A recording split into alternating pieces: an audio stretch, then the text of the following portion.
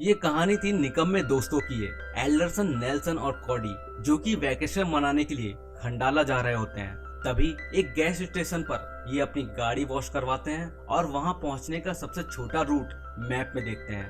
तभी वहां पर एक गाड़ी आती है जिसके अंदर से दो हुस्न की मल्लिकाएं बाहर निकलती हैं और उनके साथ ये मेढक समान ड्राइवर भी होता है और वो भी वहीं जा रहे थे जहां ये लोग जा रहे हैं। उन फुलझड़ियों को देखकर इनके गिटार के तार तन जाते हैं। कोडी उस लड़की के पास जाता है और कहता है, बेबी तू तो एकदम मस्त दिख रही है, मेरा गिटार तुझे बजाने को चाहता है, क्या तुम मुझे देगी अपना नंबर? लड़की हंसने लगती है और बोलती है, तुम मुझे अपना नंबर दे दो, मेरा मन किया तो मैं तुम्हें कॉल करूंगी।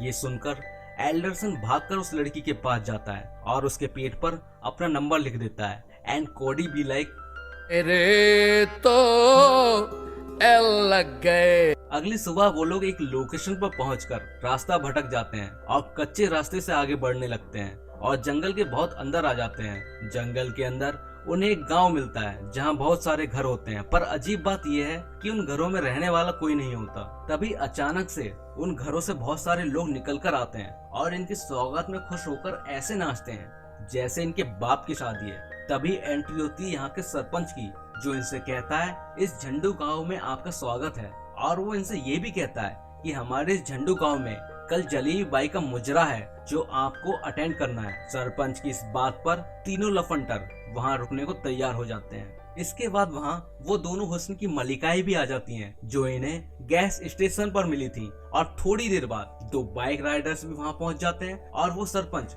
इन्हें भी जलेबी बाई के मुजरे का न्योता देकर यहीं रोक लेता है। गांव के लोग इन्हें घर के अंदर लाते हैं और खाने को इन्हें देते हैं तरबूज, पर इनकी तो नजर संतरों पर होती है, इसलिए वो इनके पास आकर अपनी पिचकारी से इन्हें गीला करने की बातें करते हैं। दूसरी तरफ उन दोनों हुस्न की मल्लिकाओं के पास झंडू गांव का एक मोस्ट हैंडसम बंदा आता है, जिसको देखकर उनमें से एक हसीना उसके साथ फ्लर्ट करने लगती है और उसके साथ ये झंडू गांव घूमने चली जाती है। और हम देखते हैं घूमना तो बस एक बहाना था, उन्हें तो घोड़े के अस्तबल में एक दूसरे पर चढ़ाई करना था। तभी वो लड़का इस लड़की को आंखें बंद करने के लिए कहता है और उसकी आंख पर पट्टी बांध देता है।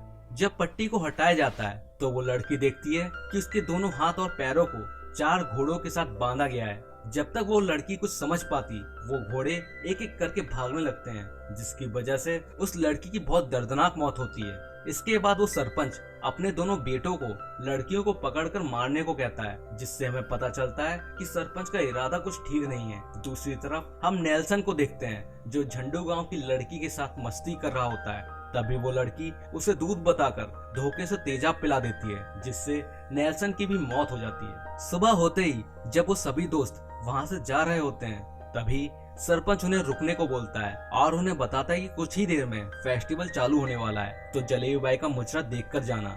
ये सुनकर वो लोग रुकने को तैयार हो जाते हैं।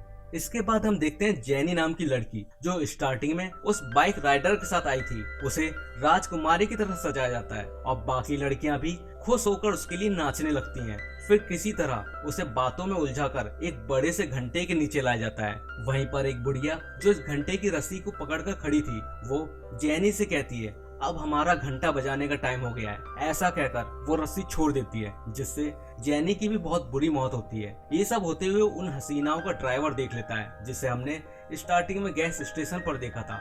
वो यहाँ से भागने लगता है, जिसे सरपंच का बेटा पकड़ लेता है। फिर उसके पिछवाड़े में एक गर्म भाला घोंपकर उसे भी बेरहमी से मार दिया जाता है। कोडी, एल्डरसन और ये बाइक राइडर अपने गायब हुए दोस्तों के लिए बहुत परेशान होते हैं और उन्हें जल्दी से ढूंढकर यहाँ से निकलने के बारे में बात कर रहे होते हैं। तभी झंडू गांव के लोग वहाँ आ जाते हैं और वहाँ सरपंच भी होता है, जो इन्हें जलेबी बाई का प्रोग्राम अटेंड किए बिना जाने से मना करता है। ये लोग यहाँ रुकना तो नहीं चाहते, पर सरपंच और बाकी लोग जबरदस्ती करते हैं, जिससे इन्हें यहाँ रुकना पड़ता है। लेकिन बाहर निकलकर वो डिसाइड करते हैं कि अपने दोस्तों को ढूंढकर वो यहाँ से निकल जाएंगे, इसलिए वो लोग अलग अलग होकर उन्हें ढूंढने लगते हैं। तभी बाइक राइडर को गांव के लोग पकड़ लेते हैं और उसे तेल निकालने वाली मशीन में डालकर बुरी तरह से मार देते हैं। अब रात में एल्डरसन और उस हसीना को भी पकड़ लिया जाता है और सरपंच एल्डरसन को उस हसीना को मारने के लिए बोलता है, लेकिन एल्डरसन उस लड़की के बजाय सरपंच के बेटे को ही जान से मार डालता है। फिर एल्डरसन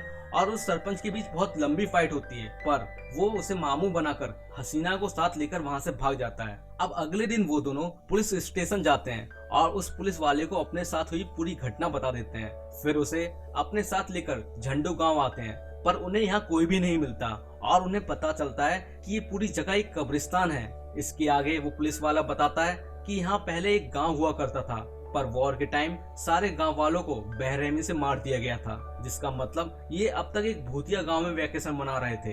इसके साथ ही ये कहानी यहाँ खत्म होती है। दोस्तों, इस मूवी का सेकंड पार्ट भी है। अगर आप उसका एक्सप्लेनेशन देखना चाहते हैं तो कमेंट कीजिए, और आपको ये वीडियो पसंद आया तो लाइक कीजिए, चैनल को सब्सक्राइब करके बेल नोटिफिकेशन को ऑन कर लीजिए ताकि आप इसके नेक्स्ट पार्ट को मिस ना कर पाएं।